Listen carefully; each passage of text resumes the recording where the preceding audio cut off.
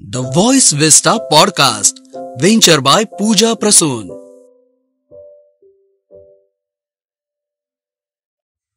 The Voice Vista Media House by Pooja Prasoon present a podcast series titled as Health Talk Line.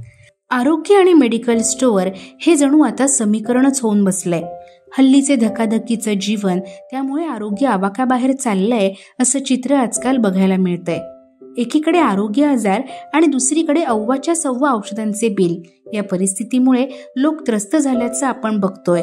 पण अशाच सवलतीच्या आणि किफायतशीर दरात औषधोपचाराची सेवा आपल्या दारापर्यंत पोहोचवणारे सिद्धिविनायक फार्मा हे केवळ एक औषधालय नाही, तर ते आपल्या आरोग्याच्या गरजा पूर्ण करणारे एक कुटुंब अशी ओळख त्यांनी निर्माण केली आहे.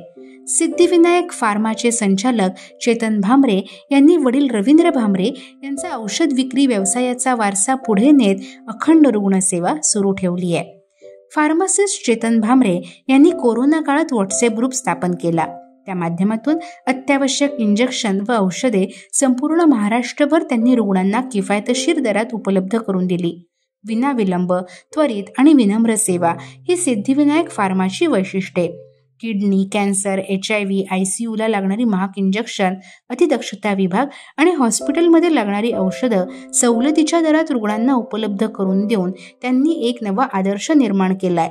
फक्त व्हॉट्सअपवर प्रिस्क्रिप्शन पाठवून औषधांची होम डिलिव्हरी, सोबतच हॉस्पिटलमध्ये ॲडमिट असणाऱ्या रुग्णांना औषध पुरवठा करण्याची व्यवस्था सिद्धिविनायक फार्माच्या माध्यमातून निरंतर सुरूच आहे. फार्मासिस्ट चेतन भामरे हे विविध सामाजिक उपक्रमात सक्रियपणे सहभाग घेत सामाजिक बांधिलकी देखील जोपासताय.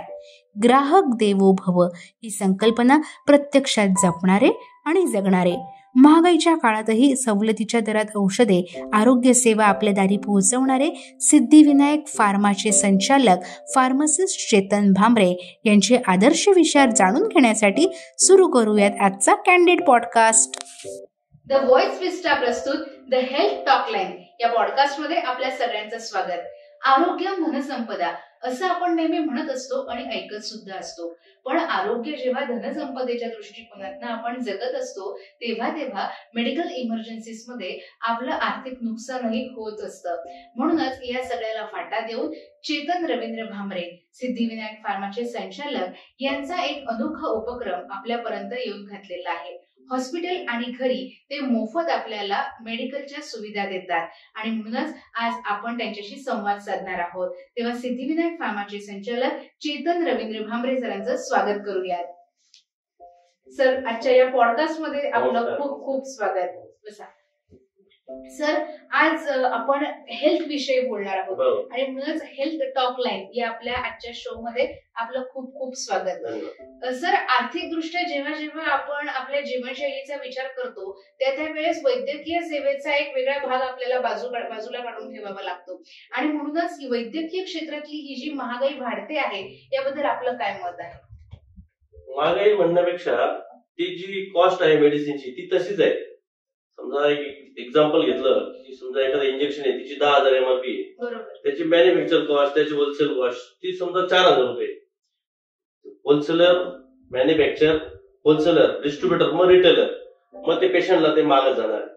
आणि आजच्या दृष्टीला इतकी टेक्नॉलॉजी ऍडव्हान्स झाली. मी ज्या क्षेत्रात काम करतो, कॅन्सर, लिव्हर, किडनी, इतकी नवीन नवीन टेक्नॉलॉजी, नवीन नवीन औषधं आले बाहेरचे, त्याचं रॉ मटेरियल, त्याची कॉस्ट. आज वजन कमी करण्यासाठी नवीन इंजेक्शन आलं मंजुरो नावाचं, तुम्ही ऐकलं असाल. आपले अमेरिकेचे जे राष्ट्राध्यक्ष आहे ट्रम्प, त्यांनी सुद्धा ते घेतलेले. तर ते मंजुरो इंजेक्शन आपण अमेरिकेहून ते इथे इंडियात आणलेले.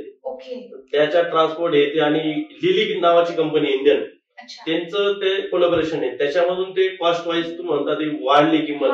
आता अर्थ घालणार कमी जास्त विषय विषय. पण सर, एक लक्षामध्ये येतं की साधारणपणे एखादी व्यक्ती एखाद्या हॉस्पिटलमध्ये ऍडमिट झाली तर त्या रुग्णाचे जे मेडिकल असतात ते त्या मेडिकल स्टोअर मधूनच घ्यावे लागतात, ज्या हॉस्पिटलची टायअप असतात साधारण. तर ह्या मिलीजुली सरकार जी आहे याबद्दल तुमचं काय म्हणणं आहे?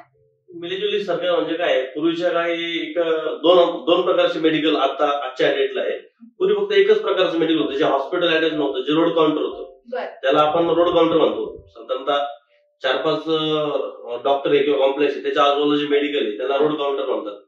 आपण जिथे राहतो त्याच्या आजूबाजूला जे मेडिकल आपण घेतो त्या रोड काउंटर. आणि आजच्या डेटला अशी कन्सेप्ट आली आहे की जिथे हॉस्पिटल झालं तिथे मेडिकल, त्यांच्या प्रिमाइस मध्ये त्यांचं मेडिकल असतं हॉस्पिटल वाल्यांचं, म्हणजे ते डॉक्टरचा असो किंवा त्या ग्रुपचा असो किंवा ते बाहेरून मेडिसिन आणले की ते पेशंटला अलाउड करत नाही असं त्यांचं म्हणणं आहे. पण ऍक्च्युअली एफडीएचा नियम आहे की मेडिसिन तुम्ही कुठून घेऊ शकतात, असं काही कोणी कंपल्शन नाही. तर हॉस्पिटल अटॅच काउंटर तुम्ही म्हणतात की तफावत कशी आहे की त्याला मेडिकलला, हॉस्पिटलच्या मेडिकलला त्याला एमआरपीवर विकणं आहे. बरोबर. कारण त्याच्या जो प्रॉफिट मधून त्याचा स्टाफचा खर्च, मेडिकलचा खर्च, डॉक्टरला देणं आहे त्याच्यातून आहे. जो रोड काउंटर आहे त्याचा जो बिझनेस आहे त्याला काय फक्त त्याचं जे मार्जिन ऑफ त्याचं कॉस्ट ऑपरेशन काढायचं आहे आणि पेशंटला डिस्काउंट मध्ये द्यायचंय. या कॉस्ट मध्ये जो तुम्हाला डिफरन्स पडतोय मिलीजुली, बाहेर तुम्हाला समजा कमी याच्यात भेटतं, इकडे एमआरपीवर भेटतं, हा विषय असा आहे तो. कारण ती तफावत जी आहे ती जाणवत असते.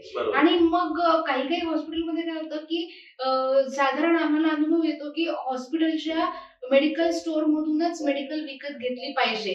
तर ह्याबद्दल तुमचं काय म्हणणं आहे? नाही, ऍक्च्युअली एफडीएचा नियम आहे, महाराष्ट्र सरकारचा जीआर आहे की तुम्ही कोणत्याही औषध परवाना ज्याच्याकडे लायसन आहे, रजिस्ट्रेशन मेडिकलचं लायसन आहे, त्याच्याकडून तुम्ही मेडिसिन घेऊ शकता. असं काही कंपल्शन नाही की तुम्ही बाहेरून आणायचेच नाही, इथूनच घ्यायचे. त्याच्यावरती जर तुम्हाला असं कोणी हॉस्पिटलने सांगितलं की बाहेरचे अलाउड नाही, आम्ही बाहेरचे अलाउड करणार नाही, की इथलेच मेडिसिन घ्यायचे, तर आपल्या नाशिकमध्ये आयटीआय सिग्नलला 3rd फ्लोअरला एफडीएचं ऑफिस आहे, फूड अँड ड्रग. तुम्ही रितसर जाऊन तिथे कंप्लेंट करू शकता, त्याची तुम्ही दखल घेऊ शकता. एफडीए तिथे दखल घेईल, त्याचं लायसन इमिजिएट सस्पेंड होईल. असा नियम आहे. पण बऱ्याच लोकांना नियमच माहिती नाही, त्यामुळे आणि गरीब लोक आणि गावखेड्यातले लोक त्यांचे पेशंट इमर्जन्सी असतं, जाऊ द्या बाई इथे एमआरपीवर घ्या, लोकांना भांडण करण्यापेक्षा डॉक्टर पण म्हणतो बाहेरून आणलं तर मी बघणार नाही, आमची जबाबदार नाही, रात्री पाहिजे लागलं तर आम्ही करणार नाही, असा विषय त्यात. बाकी काही रॉकेट सायन्स नाही की ते हॉस्पिटलचं मेडिसिन घेतलं पाहिजे बाहेरून आला नाही, असं काही त्याच्यात तथ्य नाही. आणि एफडीएचं आहे तसं म्हणणं आहे की तुम्ही कुठून बी आणू शकता, हॉस्पिटलला बळजबरी, आपल्या पेशंटला बळजबरी करू शकत नाही कोणतं हॉस्पिटल. सरांच्या छान बोलण्यातनं लक्षात आलेलं आहे की एफडीआयच्या माध्यमातून आपण ह्या नियमांवर क्लेम पण करू शकतो किंवा ते नियमांसहित आपण मेडिकल जी आहेत, आपली औषधं जी आहेत ती कुठल्या दुसऱ्या हॉस्पिटलमधून किंवा दुसऱ्या मेडिकल मधून सुद्धा आपण घेऊ शकतो. खूप सुंदर मुद्दा सांगितला सर तुम्ही की जेणेकरून हा आपल्या सगळ्या श्रोतांना अतिशय उपयुक्त असा मुद्दा सांगितलेला आहे. पण मग सर जेव्हा हॉस्पिटलच्या संदर्भात मेडिकल जे असतं त्यातल्या मेडिकल मधले जे, त्यातल्या औषधामधले जे कंटेंट्स असतात आणि मेडिकल स्टोअर्स आणि मेडिकल एजन्सीज जे असतात, या सगळ्या कंटेंट्स जे असतात त्याच्यात काही तफावत असते? औषध एकच असतं आणि त्याच्यात काही कंटेंट्स असतात भरपूर प्रकारचे. भरपूर कंपन्या आता बनवतायत औषधं. आता काय डॉक्टर लोक सांगतात की ह्या कंपनीचे औषध आम्हाला आणून द्या, पेशंट सांगायचं ठीक आहे तुम्ही आम्ही लिस्ट द्या, किती दिवसाच लागतं, आम्ही त्या कंपनीच्या बाहेरून आम्ही चेक करू. आता इतकं सायन्स फास्ट आलेले, प्रत्येक मोबाईल आहे, गुगल आहे, व्हॉट्सअप आहे, लगेच गुगलवर टाईप करायचं ते इंजिनचं नाव लगेच दिसतं, त्याचं इंडिया मार्टवर दिसतं, जस्ट डायल दिसतं, याची डिस्ट्रीब्युटर कोण नाशिकमध्ये, याचं किती रुपयाला भेटते, याची एमआरपी किती आहे, बाहेर कितीला भेटते, आपल्याला मेडिकलला हॉस्पिटलला किती देतो आपल्याला. जर तो मेडिकलला तुम्हाला एमआरपी देत असेल तर तुम्ही बाहेर घेऊ शकता. तुम्ही हॉस्पिटलच्या बाहेर खाली उतरलं, समोर 4 मेडिकल आहे, नाही तिथे अजून बाहेर मार्केट आहे, तुम्ही चेक करा, गुगलवर बघा, रँकिंग बघा. आजच्या डेटला आपण कपडे घेताना, मोबाईल घेताना गुगल करतो, बरोबर ना. आज खेड्यातला माणूस सुद्धा काही घ्यायचं, काही गोष्ट होतं तो पहिले, आता हे तर आपलं औषध आहे, हे आपल्याला स्वतः घेऊन त्याला आपल्याला हे करायचंय, सर्वाइव्ह करायचं. आणि त्यात आपण कॉम्प्रोमाइज करायची का नाही. तुम्हाला वाटलं तुम्ही गुगल करा, टाईप करा, डॉक्टर ही कंपनी एवढ्याला आहे, मला इथं मेडिकलला 5,000 भेटते, सेम दुसरी कंपनी सेम मॉलिक्युल मला 2,000 भेटते, मी काय करू, माझी कॉस्ट ऑफ ऑपरेशन वाचतंय, मी 100% तिथे घेणार आहे. डॉक्टरला तुम्ही कन्व्हिन्स करू शकता, असं काही नियम नाहीये आणि काही तफावत होणार नाही, हा विषय आहे. बाकी काय म्हणजे काही खूप फरक आहे आणि ही गोळी वेगळी आहे, ही गोळी वेगळी असं नाही. डॉक्टर लोक घाबरून द्यायचे काम करतात आणि पेशंट मानसिक आधीच खचलेला असतो. बरोबर. कोणतेही पेशंट, समजा आपल्या घरात 4 माणसं आहे, एक जण ऍडमिट आहे तुमचं, 4 माणसांनी त्याच्यावर जाऊ शकत नाही, तो ऑलरेडी त्याच्याबरोबर एकच माणूस आहे, तो कुठे कुठे जाईल, काय काय करेल, त्यामुळे या गोष्टी थोडस ओके सर, ह्या सगळ्या दृष्टिकोनातनं म्हणजे जेव्हा आपलं बोलणं झालं तेव्हा तुम्ही साधारण वयाच्या 20-21व्या वर्षापासून या फील्डमध्ये उतरलेले आहात आणि आज तुमच्या वडिलांकडनं म्हणजे घरातूनच तुम्हाला हे सगळं बाळकडू जे आहे ते मिळालेलं आहे. रुग्णसेवा हीच ईश्वर सेवा असं समजून तुम्ही हे सगळं कार्य जे आहे ते करतात. माणसामध्ये परमेश्वर बघावा अशा दृष्टिकोनाचं तुमचं हे सगळं कार्य. तर सिद्धिविनायक फार्माची खासियत आहे की तुम्ही घरी आणि हॉस्पिटल दोन्ही ठिकाणी मोफत रुग्णसेवांना मेडिकल पोहोचवत आहे. तर याबद्दल आम्हाला अजून जाणून घ्यायला अधिक आवडेल. ऍक्च्युली मी वयाच्या तुम्हाला सांगतो, मी 4थीला असतानाच सुट्ट्या राहायच्या उन्हाळ्याच्या, तेव्हापासून मी वडिलांच्या मेडिकलला जायचो. अच्छा.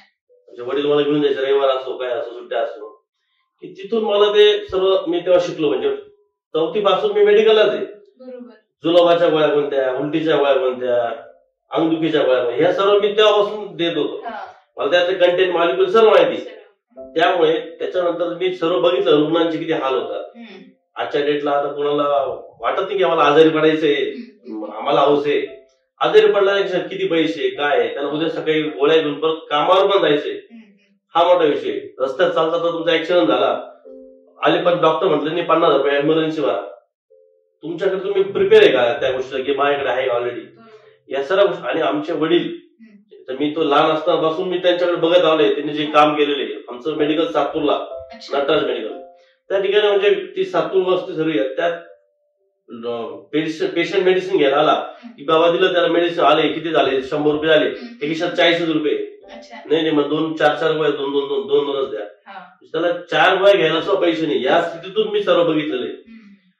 रुग्णसेवा ही ईश्वर सेवा, वडिलांपासून माझ्या मनात आलं की बाबा आपल्याला काहीतरी करायचं तर रुग्णांसाठीच करायचं, त्यांचे आशीर्वाद घ्यायचे, त्यांच्या आशीर्वादानेच आपल्याला आनंद आहे त्याच्यात. त्याच्यानंतर मी फार्मसी, आमचा वडिलोपार्जित धंदा असल्यामुळे फार्मसी झालं. 2007ला पासआउट झालो. मी असंच 2 प्रकारचे हॉस्पिटलचे मेडिकल असतात, एक जनरल काउंटर एक हॉस्पिटल. तर मी जनरल काउंटर चालू केलं आधी अंबालिंग रोडला 2009ला. त्याच्यानंतर मी तिथे होतो. 2012ला मी नंतर ऋषिकेश हॉस्पिटल गंगापूर रोडला तिथे चालू केलं. संकलेच्या हॉस्पिटल 2012ला तिथे होतो मी. 2015ला मी स्वतः माझी मुंबई नाक्याला सिद्धिविनायक फार्मा नावाची एजन्सी चालू केली.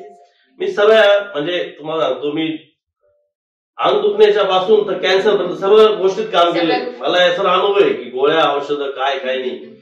याच्यात मी सर एकच शिकलो की आपल्याला रुग्णाची सेवा केली तर आपल्याला मेवा भेटणार. बरोबर आहे. तुम्ही नुसतं आले आणि पैसे घेतले की झाले असं त्याच्यात काय मजा नाही. म्हणजे कॉम्पिटिशन किती झाली आजच्या डेटला की तुम्हाला त्याच्यात सवय करण्यासाठी तुम्हाला सर्व्हिस आणि तुमच्याकडे लोक कसे येतील. जर तुम्ही 2 पैसे त्याला कमी दिले, चांगली सर्व्हिस दिली तर लोक तुमच्याकडे येणार आहे. म्हणजे फक्त रुग्णांचा किंवा ग्राहकांचा आर्थिक फायदा जो आहे तो न बघता रुग्णांना आपण खरोखर सेवा दिली पाहिजे आणि त्याच्यातनं त्यांचं भलं होऊन आपल्याला जे तुम्हाला जे आशीर्वाद मिळाले त्या आशीर्वादाच्या बेसवर सगळं तुमचं जीवन जे आहे ते आनंदी आणि अजून आपल्या व्यवसायामध्ये वृद्धी जी आहे ती होते आहे.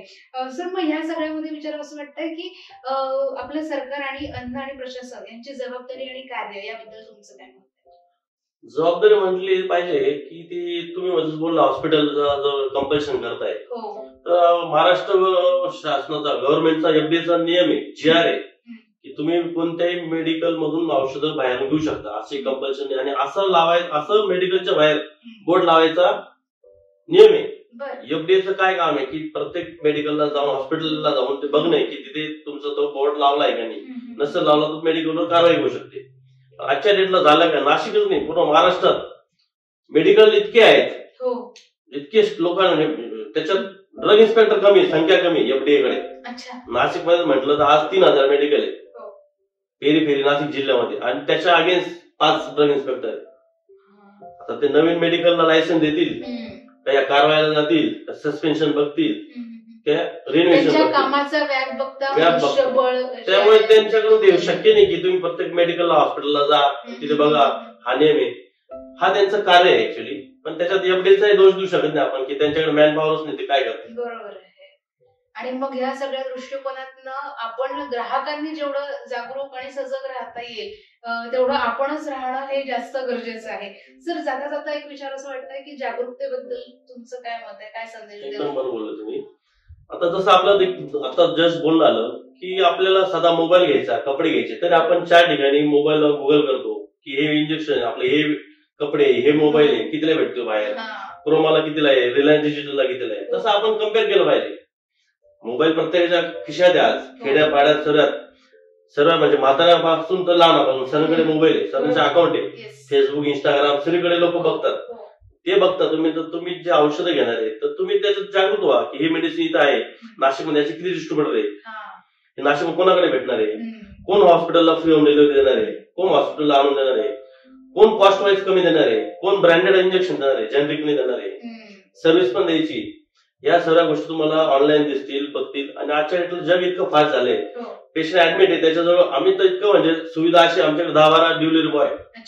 तुमच्या हॉस्पिटलला कोणतेही पेशंट कुठे असलं, नाशिकच्या आजूबाजूला 50 किलोमीटर चिठ्ठी बघता आम्हाला व्हॉट्सअप करा, आमचा मोबाईल नंबर आहे, त्या मोबाईलला चिठ्ठी व्हॉट्सअप करा, मेडिसिन ते अशी कॉस्ट आहे, एवढे MRP, एवढा रेट आहे, लगेच फास्ट व्हॉट्सअप करून लगेच डिलिव्हरी. म्हणजे विदिन अर्धा तासात कुठे मेडिसिन तुम्हाला हॉस्पिटलला फ्री डिलिव्हरी भेटेल आमची, आणि ती कमी कॉस्ट मध्ये. तुम्ही आधी कम्पेअर करा, इथे एवढं भेटते, इथे तेवढं एवढ्याला. आमचं सेम कंपनी आम्ही तुम्हाला हे आम्ही आता काम चालू केलंय हॉस्पिटलला.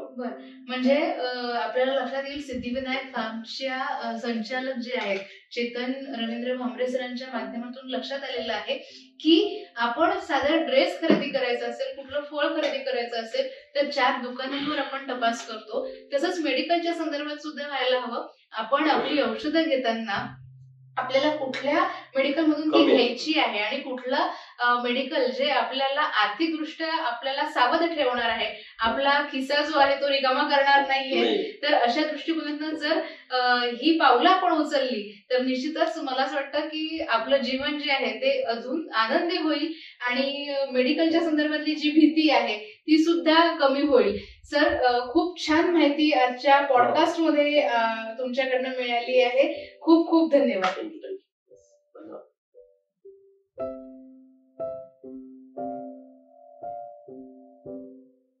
Thank you for tuning into the voice vista podcast. आप और भी इंटरेस्टिंग शो सुन सकते हैं thevoicevista.in पर. ये शो कॉन्सेप्चुअलाइज किया है पूजा प्रसून ने, प्रोड्यूस किया है द वॉइस विस्टा ने. गेस्ट कोऑर्डिनेशन में हमारे साथ रही सुनीता जी चौहान. डिजाइन किया है टीम क्रिएटर्स डेन ने. साथ ही एडिटिंग और प्रोडक्शन के लिए धन्यवाद टीम लर्निंग बी को. प्रोमो वॉइस दिया है राहुल ढोले ने. लाइक, फॉलो और सब्सक्राइब करना ना भूलें.